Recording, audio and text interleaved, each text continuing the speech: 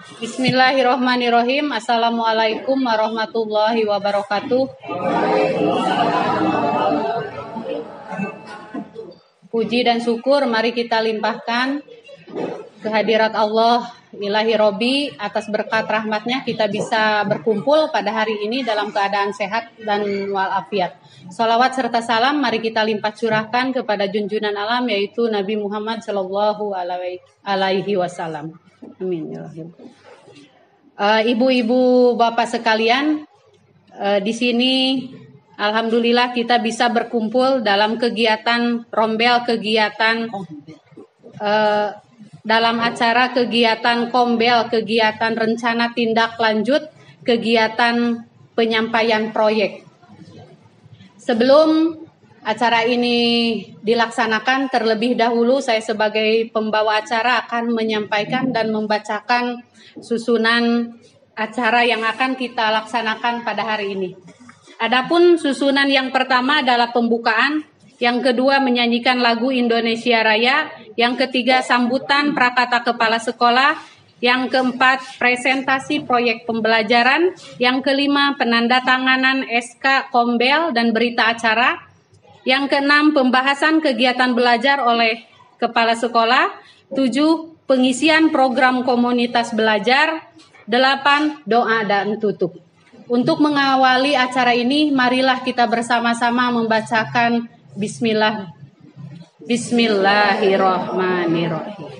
Untuk acara yang kedua yaitu menyanyikan lagu Indonesia Raya, kepada Ibu Wangsih untuk memimpin dipersilahkan. Mohon untuk peserta berdiri.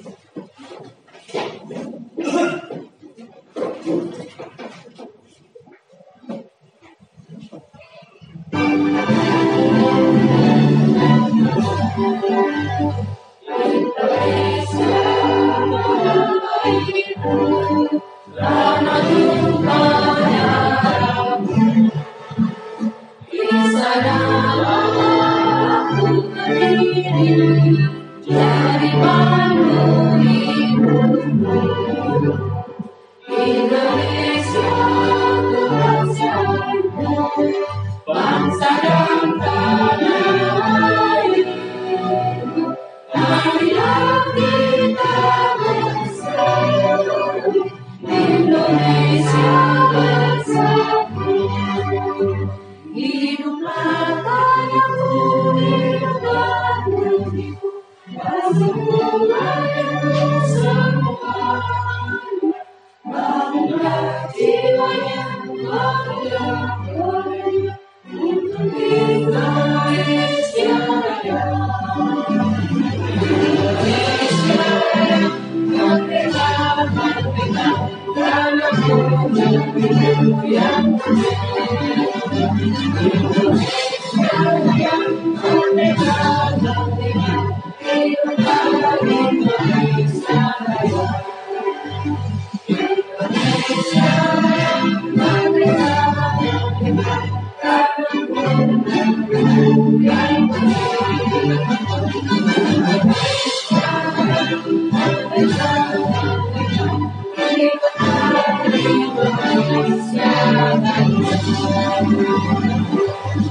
Hadirin dipersilahkan duduk kembali. Menginjak acara yang ketiga yaitu sambutan atau prakata dari Ibu Kepala Sekolah. Bismillahirrahmanirrahim. Assalamualaikum warahmatullahi wabarakatuh. Selamat siang Bapak Ibu Guru SDN 1 Banyuresmi. Semoga sehat semua, tetap bersemangat meskipun di jam-jam rawan, ya, rawan untuk tidur. Gitu. Mudah-mudahan dengan kegiatan ini kita lebih bersemangat lagi.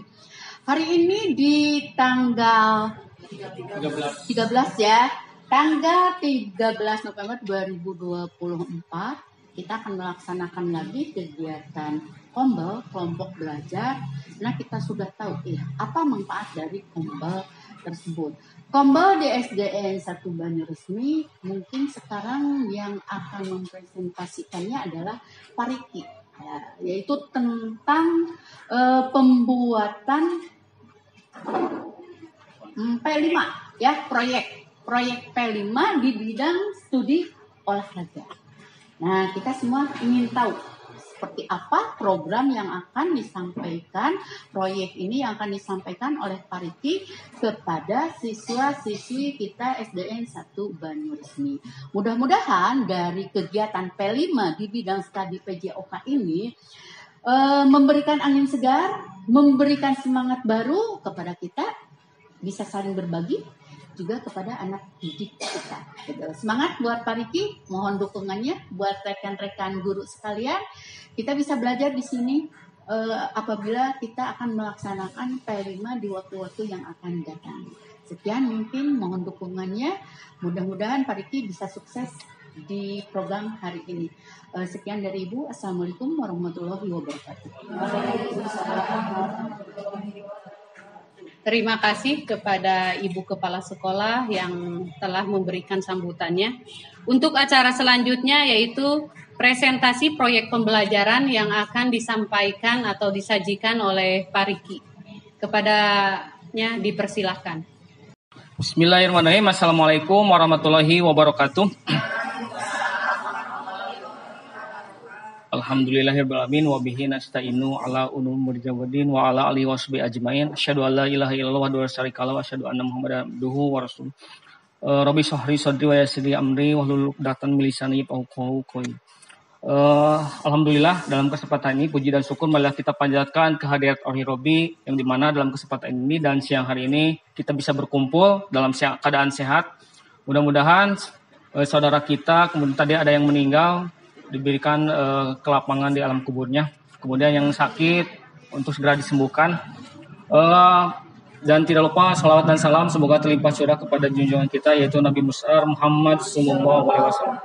Tidak lupa kepada sahabatnya, para tabi'in-tabi'innya, semoga sampai kepada kita semua selaku umat yang senantiasa mengikuti jejak beliau. Ada beberapa hal yang akan saya sampaikan. Sebelumnya terima kasih kepada Ibu Kepala Sekolah SDN 1 Banyuresmi yang telah memberikan waktunya. Terima kasih juga kepada Ibu Bapak Guru yang senantiasa memberikan waktunya walaupun dalam kondisi kita pulang sekolah panas dan sebagainya.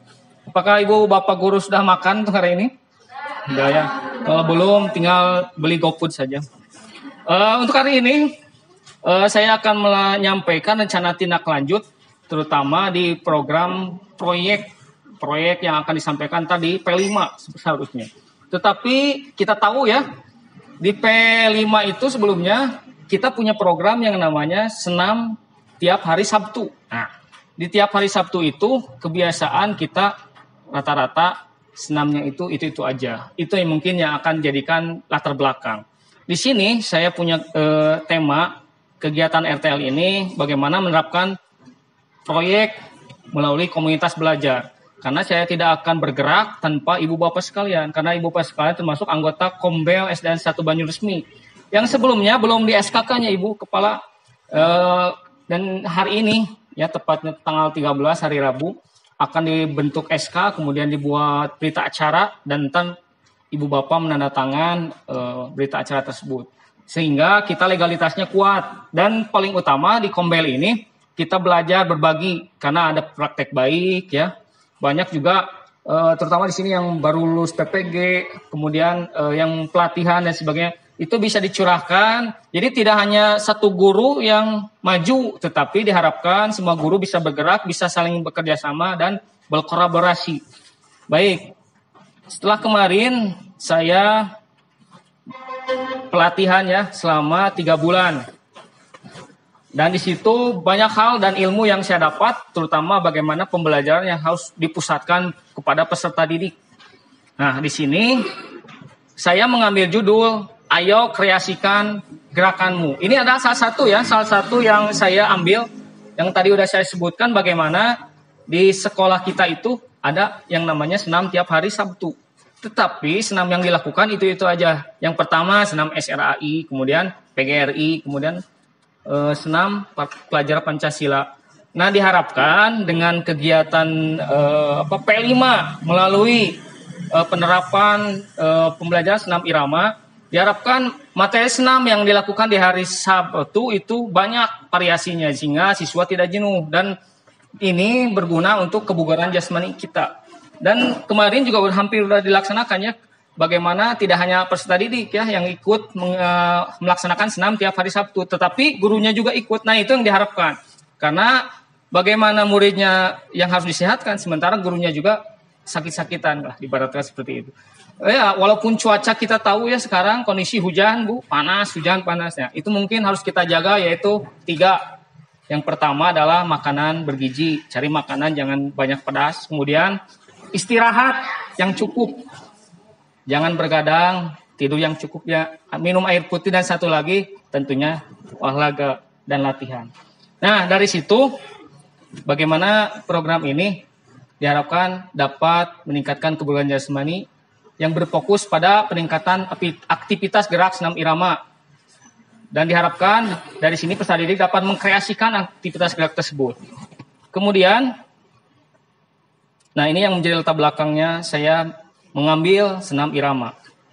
Yang pertama adalah tingkat kebugaran jasmani yang jauh dari harapan. Bagaimana ibu kepala kemarin tiap hari Senin melihat peserta didik yang menguap. Itu salah satunya kebugaran jasmaninya menurut saya kurang. Nah, untuk pelajaran PJOK itu hanya 1 pertemuan. Diharapkan dengan 2 pertemuan atau bahkan 3 pertemuan kita bisa meningkatkan kebugaran jasmani, terutama di kegiatan senam hari Sabtu. Nah, di sini mudah-mudahan Ibu ada yang tahu di sini bagaimana cara menghitung denyut nadi maksimal.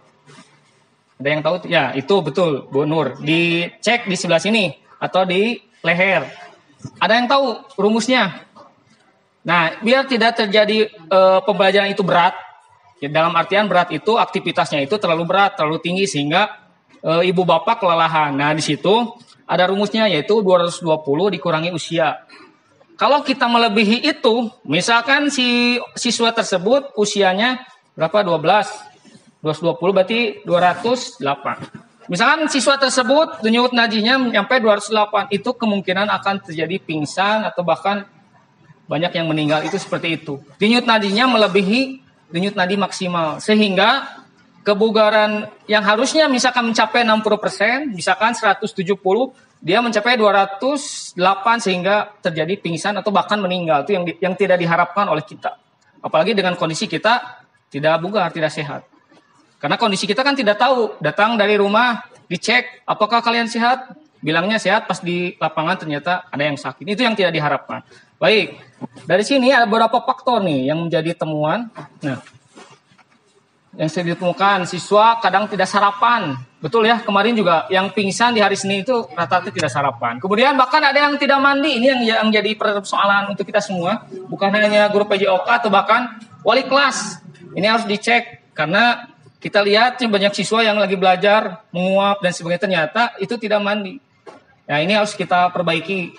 Karena kapan lagi kalau kita tidak memperbaikinya dari sekarang. Kemudian, nah ini udah terlihatnya dari pas kegiatan upacara bendera bagaimana siswa tersebut sangat kurang. Kemudian selanjutnya, nah ini pembiasaan senam pagi terbukti berhasil walaupun secara aktivitas ini belum maksimal ya, karena banyak siswa yang merasa jenuh. Nah ini latar belakang ini yang dijadikan bagaimana senam itu bervariatif. Mungkin dari kelas 6 kan kita fokusnya ke fasil C, kelas 5 dan 6. Nah, di situ saya harapkan misalkan Sabtu ini tampil kelas 6 putra dan minggu depannya lagi kelas 5. Jadi bisa saling bergantian sehingga tidak jenuh ya. Kemudian selanjutnya nih, hal ini selaras dengan bagaimana semboyan mensana in corpore sano. Ada yang tahu? Di dalam tubuh yang sehat terdapat jiwa yang kuat. Nah, ini bagus nih. Kemudian selanjutnya untuk mencapai kondisi kebugaran, nah perlu latihan fisik. Nah, namun saat ini kemajuan teknologi menjadi penyebab permasalahan. Kita tahu HP, banyak siswa ketika nyampe ke rumah pasti memegang HP ya. Nah, otomatis dulu waktu saya kecil dulu pulang ke rumah itu bukan HP yang pegang saya, jadi main. Bagaimana aktivitasnya? Malam kalau PR saya kerjakan malam, tapi kalau sampai sore itu main. Dulu itu dicari main, tapi sekarang siswa itu malah diam di rumah, tidak main, tidak beraktivitas, sehingga kebugaran menurun. Banyak yang obesitas. Nah, itu yang tidak diharapkan. Baik, selanjutnya, nah di sini nih tujuannya. Yang pertama, saya akan menerapkan berbasis proyek yang berpusat pada peserta didik. Ada yang tahu di sini yang berpusat pada peserta didik seperti apa? Jadi membuat, menyusun jadwal, kemudian itu semua siswa yang dilibatkan. Tetapi guru itu hanya sebagai fasilitator. Ya, selanjutnya peningkatan keberadaan jasmani melalui dimensi belajar Pancasila, bangun jiwa raganya, di mana guru PJOK berkolaborasi dengan wali kelas. Nah, ini yang diharapkan. Jadi tidak hanya saya bekerja sendiri, tapi saya pengen ada kolaborasi terutama di komunitas belajar ini. Misalkan dengan guru kelas 5 dan kelas 6 atau bahkan dengan ibu guru eskul di mana banyak tepukan-tepukan, itu bagus. Guru eskul membuat tepukan, kita tinggal memakainya saat pembelajaran, itu bagus. Kolaborasi yang sangat nyata ya Ibu Bapak. Selanjutnya capaian langkah-langkah dan hasil yang diharapkan untuk setiap tujuan. Nah, di sini bisa Bapak baca sekalian. Diharapkan dengan aktivitas proyek ini, saya bisa yang pertama, si siswa itu poise. Mungkin di sini ada guru bahasa Inggris. Poise itu intinya mendengarkan suara siswa, ya. Jadi si senam itu ditanyakan kepada siswa. Siswa ini pengen senam yang mana yang dipilih, yang diinginkan. Kemudian di sini ada choice. Choice itu memilih. Di mana siswa memilih, oh yang ini Pak, karena saya bisanya di sebelah sini. Kemudian di selanjutnya, bagaimana siswa bisa memiliki atau ownership, memiliki bahwa ini gerakan senam saya yang saya pakai dan bangga ya melakukan senam tersebut. Itu yang diharapkan dari tujuan pembelajaran ini. Kemudian selanjutnya, ini ada struktur program rekan sejawat dalam komunitas belajar. Yang pertama, program ini diharapkan bisa berafiliasi atau berkolaborasi dengan seluruh guru mata pelajaran, terutama IPA. Di IPA kita bisa mengenal adanya gerak. Kemudian di matematika tadi bisa menghitung denyut nadi maksimal. Kemudian satu lagi di kesenian itu banyak gerak. Nah, diharapkan gerak itu bisa kita sambungkan dengan senam irama yang kita akan buat. Selanjutnya, program ini berfokus pada peningkatan tadi kebugaran jasmani kita peserta didik, di mana diharapkan ketika di lapangan atau di siswanya sudah bugar, belajar juga akan lebih fokus. Tidak banyak siswa yang kurang fokus dan sebagainya. Kemudian selanjutnya diharapkan dengan melakukan pembuatan program proyek ini, kita bisa menggunakan komunitas belajar sebagai sarana untuk bisa berkolaborasi, terutama dalam penerapan profil pelajar Pancasila. Selanjutnya, satu lagi, nah dari sini, ini termasuk kegiatan kurikuler ya. Ada yang tahu kurikuler? Itu gabungan dari pelajaran, kan kalau ekstrakurikuler itu di luar full. Tapi kalau kurikuler, sisa waktu yang di pembelajaran tapi dilakukan di luar kelas. Kemudian, yang ini kapasitas yang dimiliki ya. Alhamdulillah aset manusia di sini sangat bagus, terutama kepala sekolah kita yang sangat mendukung, tiap ada kegiatan didukung dan sebagainya. Kemudian kita tahu di sini banyak guru-guru yang sudah sertifikasi bagus ya. Jadi sekarang udah banyak yang gelar GR. Nah, itu sangat menunjang terutama untuk dijadikan sebagai sarana kolaborasi. Selanjutnya ada aset fisik. Kita tahu di sini lapangan cukup luas. Jadi cukuplah untuk melakukan aktivitas senam. Selanjutnya sound system ada, laptop juga memadai, ada wifi dan infocus juga ada. Jadi sangat mendukung. Satu lagi lingkungan dan finansial. Kalau lingkungan ini kita dekat dengan situ Bagenit. Kita bisa gunakan selain aktivitas senam, selanjutnya bisa P5-nya itu misalkan kita gerak jalan santai. Tadi saya udah berkomunikasi dengan Bu Kepala Sekolah. Bagaimana kalau misalkan tiap 17 Agustus tidak hanya lomba yang di sini aja. Bagaimana kalau misalkan kita jalan santai ke daerah Bagenit, kemudian di coach itu sangat bermanfaat. Siswanya ada jalan, gurunya ada jalan, dan ada hadiahnya. Itu sangat menarik ya. Belum pernah kita lakukan sebelumnya, dan itu bisa kita lakukan untuk kegiatan selanjutnya. Untuk finansial kita memadai sekali, terutama di operasional BOSP ya. Bisa kita gunakan itu. Dan selanjutnya Nah, ini rencana evaluasi. Evaluasi ini diharapkan dapat mengidentifikasi atau menilai atau mengukur program, terutama ayo kreasikan gerakanmu apakah sesuai harapan, dan ini bisa dilakukan dengan teman sejawat. Kemudian selanjutnya untuk evaluasi akan dilakukan 3 bulan setelah pelaksanaan. Indikator evaluasi dilihat dari setelah melakukan program kebugaran jasmani, aktivitas 6 irama, kemudian diamati dan coba kita dicek pas upacara bendera bagaimana, banyak yang sakit atau tidak dan sebagainya. Kemudian mencatat hasil kebiasaan kerjasama tim, karena ini tim ya, jadi tidak dikerjakan sendiri, harus ada kerjasama di setiap anggotanya. Kemudian satu lagi mengukur tingkat kebugaran jasmani menggunakan TKJI. Ada yang tahu TKJI? Tes kesegaran jasmani Indonesia. Yang tadi kita gunakan dengan mengikut denyut nadi maksimal. Selanjutnya kemungkinan tantangan. Nah ini waktu yang diberikan dirasa kurang. Sikap dan kebiasaan. Nah ini di pembelajaran. Ketika siap pembelajaran PJOK karena waktunya hanya 2 JP sampai 4 JP, kadang kurang terutama di pembiasaan di afektif sikap siswa. Kadang siswa ada yang tidak disiplin, itu kurang cukup. Beda dengan guru kelas ya. Guru kelas itu seminggu banyak waktunya sehingga bisa melakukan evaluasi yang lebih mendalam. Kemudian selanjutnya peserta didik belum memahami arti manfaat kebugaran. Di sini setiap pembelajaran saya selalu memberikan bagaimana manfaat kebugaran, terutama saat awal pembelajaran itu selalu disampaikan. Mudah-mudahan siswa lebih memahami dan gurunya juga bisa mempraktekkan. Selanjutnya peserta didik belum menerapkan pentingnya. Nah ini keterampilan ya. Jadi pentingnya kebugaran kita tahu, banyak siswa yang bergerak saja tidak menggunakan misalkan pola-pola seperti tadi menghitung denyut nadi dan sebagainya. Selanjutnya tantangan lainnya adalah cuaca. Kita tahu sekarang cuacanya panas tapi malam hujan. Ini bisa membuat kondisi tubuh kita juga kurang bagus ya. Terutama di saat kita sekarang panas kemudian tiba-tiba hujan. Selanjutnya ada kegiatan bentrok. Nah, di sini karena waktu kita kan terbatas ya. Kegiatan itu kemarin aja waktu akan kita melaksanakan kegiatan apa Bu yang itu tidak terlaksana karena acaranya bentrok dengan sehingga harus diundur dan sebagainya. Kemudian kendala di lapangan di sini kan walaupun ini cukup, tetapi kadang kondisi misalkan hujan dan sebagainya atau ada yang bolong, ini perlu diperbaiki segala sehingga menjadi salah satu tantangan. Selanjutnya penutup ya. Nah ini perubahan pendidik tidak dapat dimulai dari atas. Semua berawal dan berakhir dari guru. Jangan menunggu aba-aba, jangan menunggu perintah, ambillah langkah pertama untuk mengubah pendidikan. Selanjutnya pelaksanaan kegiatan. Ini akan dilaksanakan setelah semester 1.